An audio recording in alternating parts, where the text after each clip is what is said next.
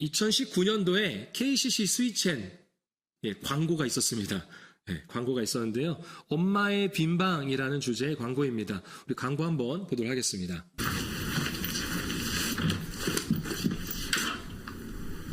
너 지각이야. 학교 늦는다고. 딸, 저녁. 안 먹어. 나 먹고 왔어. 야, 너 진작 얘기하지.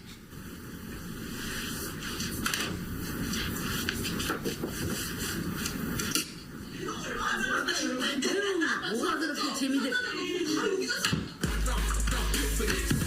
소리 줄이라고. 고단이잖아. 공부해. 너 문 열어. 대학 갔다고 아주 지 멋대로야 그냥. 시간이 몇 시인데 지금. 그 면접 때 입으려고 새로 산 거란 말이야. 세탁기 돌려도 돼. 내 딸 안 뽑으면 뭐 기대성이지. 약국 문 연대 있을 거야. 연락은 목만 아파? 월급이 얼마나 된다고 하죠?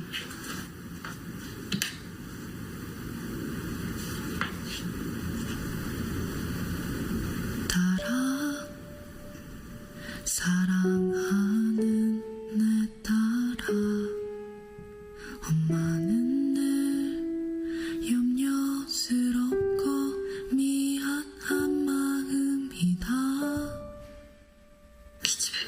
날씨가 자기도 모른다더니. 추워 겨울이 불을 엄마라는 집에는 비울 수 없는 방이 있습니다.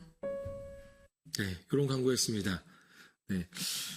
엄마라는 집에는 비울 수 없는 방이 있습니다. 어떤 방일까요? 자식이라는 방이겠죠. 자식은 문을 열어주지 않지만 그래도 엄마에게는 계속 그 빈 방이 있습니다.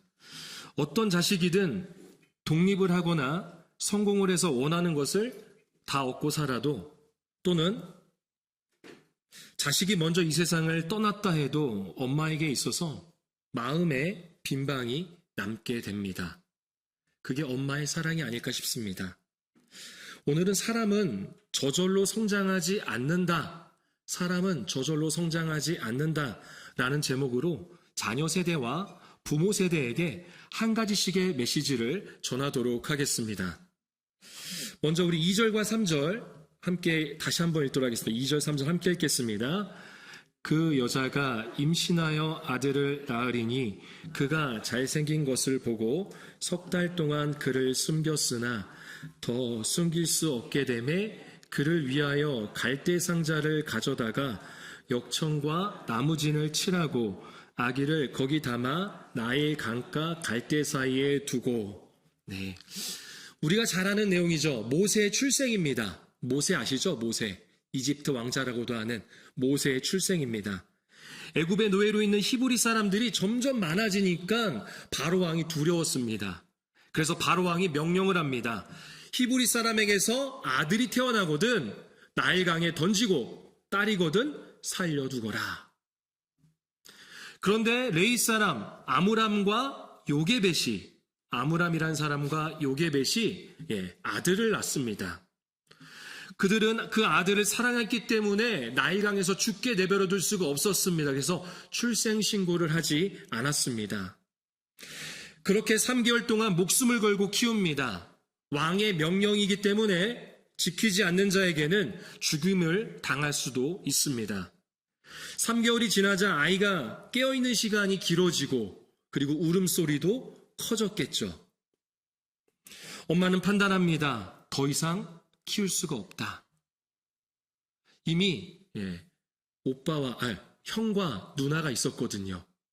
그러다 보니 정말 사랑하지만 이 아들을 사랑하지만 더 이상 키울 수가 없다라고 판단을 했습니다. 엄마는 갈대 상자를 가져다가 물이 스며들지 않도록 정성스레 역청과 나무진을 칠합니다. 그리고 그 갈대 상자에 아들을 담아 나일강가 갈대 사이에 둡니다. 성경에는 묘사되고 있지 않지만 엄마 요게벳의 마음을 그린 노래가 있습니다. 연평한 씨가 작사 작곡한 요게벳의 노래라는 찬양입니다. 우리 같이 한번 읽어보도록 하겠습니다. 작은 갈대 상자 물이 새지 않도록 역청과 나무진을 칠하네. 어떤 마음이었을까 그녀의 두 눈엔 눈물이 흐르고 흘러 동그란 눈으로 엄마를 보고 있는 아이와 입을 맞추고 상자를 덮고 강가에 띄우며 간절히 기도했겠지. 뭐 어떻게 되든 뭐 살아남겠지 아니면 죽겠지 라는 것이 아니라 엄마 요게벳의 마음에는 빈 방이 생깁니다. 왜일까요? 사랑하기 때문입니다. 아기는 몰라요. 아기는 몰라요. 하지만 엄마의 사랑은 반드시 있습니다. 신약 성경의 마가복음 7장에 보면은 수르보니게 여인이 등장합니다. 수르보니게 여인. 그녀에게는요, 귀신 들린 딸이 있습니다. 그녀는 예수님께 나와 그 발 앞에 엎드립니다. 그리고 내 딸에게서 귀신을 쫓아내 주세요. 라고 간구합니다. 화면 보여주셔도 돼요. 그런데 예수님께서 자녀를 먼저 배불리게 먹게 해야지 어찌 자녀에게 줄 떡을 개들에게 던지겠느냐? 라면서 거절을 하세요. 정확히 말하면 거절이 아니라 그녀의 믿음의 고백을 듣고 싶었던 것입니다. 그녀는 말합니다. 주여, 올소이다마는 상 아래 개들도 아이들이 먹던 부스러기를 먹나이다. 개 같은 취급을 당하여도 자신의 딸을 고쳐달라는 겁니다. 왜요? 엄마이기 때문에, 사랑하기 때문에. 엄마만이 아닙니다. 누가복음 8장에 보면 회당장 야이로라는 사람이 등장합니다. 회당장은 당시에 회당을 책임지던 사람입니다. 요즘 정치로 말하자면 국회의원 이상쯤 된다고 생각하시면 됩니다. 당시에 누구나 다 알고 있는 아주 유명한 사람이죠. 그런데 그런 그가 예수의 발 앞에 엎드려서 자기 집에 오기를 간구하고 있습니다. 왜일까요? 그에게는 죽어가던 딸이 있기 때문입니다. 그 딸을 사랑하기 때문에 자신의 모든 것을 내려놓고 무릎을 꿇는 것입니다. 이게 바로 아빠의 사랑이죠. 부모는 자식을 사랑합니다. 때론 아이들은요, 저절로 크는 줄 그렇게 착각을 합니다. 내가 잘해서, 내가 잘 선택해서 그렇게 잘 크는 줄 착각을 합니다. 사람은요, 저절로 성장하지 않습니다. 부모의 사랑과 헌신에 의해 성장하는 것입니다. 자식을 위해서 개취급 당할 수 있는 어머니와 자식을 위해 10번, 100번이라도 무릎을 꿇을 수 있는 아버지가 있기 때문에 그 사랑과 헌신으로 성장하는 것입니다. 죽음을 각오하고 3개월간 키운 엄마의 사랑은 갈대상자의 아들을 띄어보낸다 하더라도 그 마음에 남아있는 것입니다. 자녀 세대에게 전하는 메시지는요, 그런 부모에게 감사하라는 것입니다.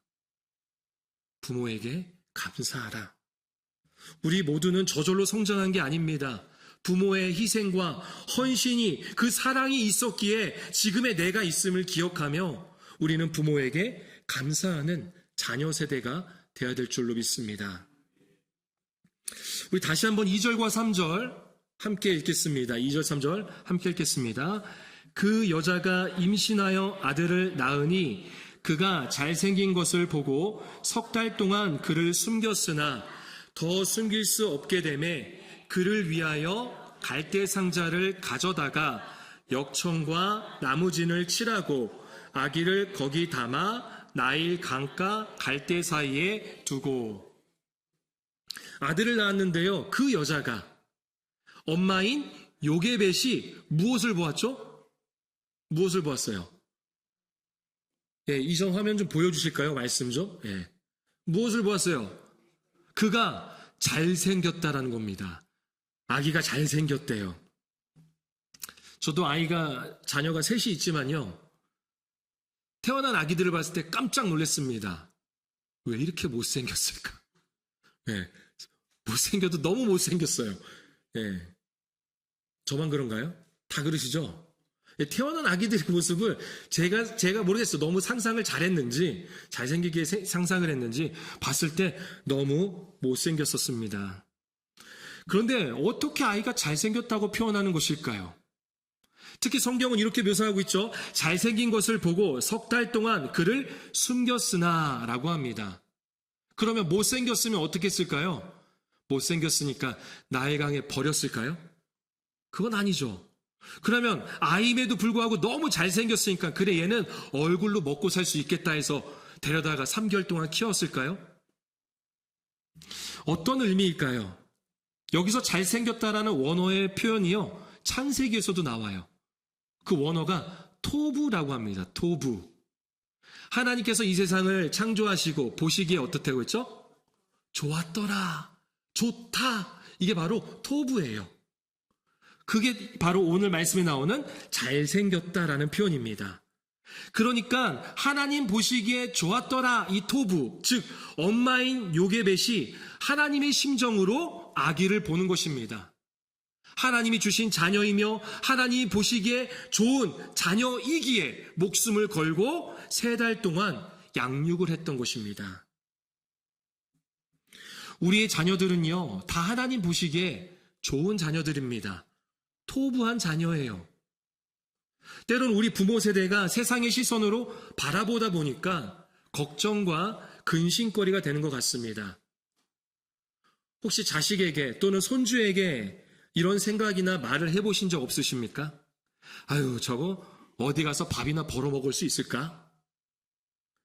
이 성적 가지고 너 어떻게 살래? 너 대학은 갈 수 있니? 요즘 이렇게 돈 벌어서는 못 살아. 그 정도로는 안 돼. 세상 그렇게 쉬운 거 아니야. 라는 생각이나 말을 해보신 적 있지 않으십니까? 최근 리서치 전문기관인 한국갤럽에 따르면 우리나라 성인 기독교인은요 16%라고 합니다. 100명 중에 16명은 예수님 믿는 사람이라는 거예요. 그리고 한국교회는 여전히 170여 개국에 넘는 나라에 선교사를 지속적으로 파송한다고 합니다. 정말 선교 대국입니다. 정말 선교 열심히 해요. 그럼에도 다음 세대, 자녀 세대의 복음화율이 미전도 종족 수준에 불과하다는 겁니다. 3에서 5%밖에 되지 않는다고 합니다. 왜 그런 걸까요? 부모 세대는 16%나 되는데 왜 자녀 세대는 3에서 5%, 그것도 점점 기하급수적으로 줄어들고 있다고 합니다. 왜 그런 걸까요? 부모 세대인 우리가 믿음의 시선이 아니라 세상의 시선을 갖고 세속적인 생각과 말과 행동을 했기 때문입니다. 쉽게 말해서 세상과 다를 바가 없다라는 거예요. 믿는다고 하는 사람이나 믿지 않는 사람이나 다를 바가 없어요. 똑같은 것을 추구하고 똑같이 생각하고 똑같이 말을 하고 똑같이 살아갑니다. 그러면 다음 세대 그리고 자녀 세대들은 어떻게 생각할까요? 똑같은데 굳이 예수를 믿어야 되나? 똑같은데 교회를 왜 나가? 라고 생각하겠죠. OECD 국가 중에 청소년 자살률 1위가 어디일까요? 네, 맞아요. 한국, 대한민국입니다. 우리나라예요. 지금 우리가 살고 있는 이 나라가 그렇습니다. 국민건강보험공단에 따르면 2023년 우울증으로 진료를 받은 아동 청소년은요 5만 3,070명이라고 합니다. 2018년도 대비 75.8%나 급증했다고 합니다. 초중고생 할 것 없이 수많은 아이들이 우울증 약을 복용하고 있습니다. 하나님 보시기에 완벽한 모습으로 태어난 아이들이 부모가 원하는 완벽한 세상에서 살아가기 위해서 죽어가고 있다는 것입니다. 하나님이 각자마다 주신 아이들에게 주신 것이 있습니다. 그런데 부모는 하나님이 주신 것은 가리고 못 보게 가리고 세상에서 갖지 못한 것만 찾아서 보여줍니다. 끊임없이 세상의 것을 갈구하게 합니다. 물론 불안하고 걱정이 될 겁니다. 내가 어렵게 살았었다 보니 내 자녀는 돈 좀 충분히 있었으면 좋겠고, 내가 못 배웠다 보니 그 누구보다 내 자식이 좀 지식인으로 키우고 싶은 마음이 있을 수 있습니다. 그런데 그것이 오히려 하나님 보시기에 좋았던 모습을 해친단 말입니다. 그러면 어떻게 해야 할까요? 3절에 보면 갈대상자라는 단어가 나와요. 갈대상자. 아이를 갈대상자에 담았잖아요. 이 갈대상자의 원어가 테바입니다. 테바. 이 테바라는 말이 또 어디서 나오냐면 창세기에서 나와요. 바로 방주입니다. 화면 보여주실까요? 네, 방주. 똑같은 원어가 쓰여졌어요. 갈대상자도 테바, 그리고 노아의 방주도 테바라는 것이죠. 하나님 물로 심판하실 때 노아와 노아의 가족들은 방주를 통해서 구원을 받게 하셨습니다. 그러니까 테바, 즉 이 노아의 방주와 갈대상자의 공통점이 있다는 겁니다. 그것은 내가 할 수 없다라는 거예요. 내가 할 수 없어요. 어디로 가는지, 얼마나 속력을 내야 하는지, 언제 멈출 수 있는지 알지도 못하고 할 수도 없습니다. 노아의 방주를 보시면요, 방향을 정하는 배의 키가 없습니다. 속력을 내는 노가 없습니다. 그저 하나님께 맡기는 거예요. 세상이라는 거센 물결 속에서도 우리의 자녀 세대가 살아갈 수 있는 것은 내가 노아의 방주가 아닌 것처럼 내가 키를 자꾸 운전하고 내가 노를 저어서 우리 자녀들을 빨리 나아갈 수 있게 하는 것이 아니라 노아의 방주처럼 하나님께 맡기는 것입니다. 갈대 상자처럼 하나님께 맡기는 거예요. 요게벳이 나일 강가 갈대 사이에서 아이를 보내듯 하나님께 자녀 세대를 맡기셔야 합니다. 요게벳의 노래의 후반부는 이렇습니다. 우리 같이 한번 읽어볼까요? 너의 삶의 참 주인, 너의 참 부모이신 하나님이 그 손에 너의 삶을 맡긴다. 너의 삶의 참 주인, 너를 이끄시는 주, 하나님 그 손에 너의 삶을 드린다. 부모 세대에게 전합니다. 자녀를 하나님께 맡기십시오. 하나님이 참 주인이시고 참 부모이심을 내가 먼저 고백하고 이 고백이 자녀의 마음과 입술과 삶에서 나올 수 있도록 자녀들을 하나님께 맡기셔야 합니다. 그럴 때 하나님이 이끌으시는 자녀, 하나님이 책임져 주시는 자녀, 하나님이 사용하시는 자녀, 하나님이 늘 인도하시는 자녀가 될 줄로 믿습니다. 말씀을 정리합니다. 라이언 화이트라는 사람이 있었습니다. 라이언 화이트. 1971년에 태어났습니다. 그는 13살 때 수술을 하다가 잘못 수혈을 받아서 에이즈에 걸렸습니다. 수혈을 잘못 받아서 에이즈에 걸렸습니다. 예전에는 에이즈에 걸리면 무조건 죽는다라고 생각을 했습니다. 그래서 다니던 학교에서도 왕따를 당하고요. 지역에서는 더러운 아이로 취급을 받았습니다. 맞습니다. 세상의 시선은 그렇습니다. 우리도 코로나 시대를 경험해 봤잖아요. 코로나 초창기 때 코로나에 걸리면요, 대역 죄인이었습니다. 완전한 죄인이었어요. 이름으로 불리지 않았습니다. 죄수처럼 번호로 불렸습니다. 그리고 그 사람뿐만이 아니라 그의 가족들까지도 사람들이 정죄했어요. 내가 의도해서 걸린 것도 아닌데 그런 시대가 있었잖아요. 시간들이. 지금이야 뭐 아무렇지도 않지만 에이즈도 마찬가지였죠. 예전에 에이즈 하면요, 더러운 병, 그리고 죽을 병, 이렇게 생각했습니다. 같이 호흡도 하면 안 된다라고 여겼죠. 어쨌든 그럼에도 라이언은요, 자신이 죽는다는 것을 알면서도 그 누구도 원망하지 않았습니다. 항상 밝게 웃음을 보였고 많은 사람들에게 친절로 대했습니다. 이러한 사실이 방송을 통해 전해지자 그 유명한 마이클 잭슨, 그리고 엘튼 존 등등의 유명 인사들이 라이언을 찾아왔고 친구가 되어줬습니다. 라이언은 당시에 앞으로 6개월밖에 살지 못할 거라고 했는데 6년의 생을 더 살다가 19살의 나이에 생을 마감합니다. 라이언이 죽기 전에 아버지와 나눴던 대화가 한 기독교 월간지에 실렸습니다. 아버지는 죽어가던 라이언에게 이렇게 말합니다. 아들아, 미안해. 내가 너에게 아무것도 해줄 수가 없구나. 아빠가 너를 위해 더 이상 줄 것이 없음을 용서해 줄래? 그러자 라이언이 대답을 합니다. 아니에요, 아빠. 전 정말 많은 선물을 받았어요.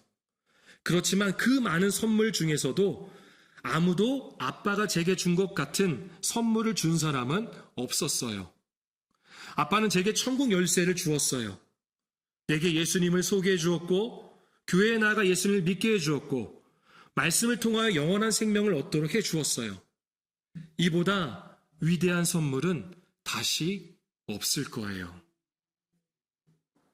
자녀 세대에게 위대한 선물을 주는 부모 세대가 되시기를 바랍니다. 예수님을 소개하고 예수님을 믿을 수 있도록 안내하고 영원한 생명을 얻을 수 있도록 자녀를 하나님께 맡기십시오. 사람은 저절로 성장하지 않습니다. 부모의 지극한 헌신과 사랑, 그리고 자녀를 하나님께 맡길 때 하나님의 인도하심을 통해 하나님의 자녀로서 우리의 자녀들이 성장하는 줄로 믿습니다.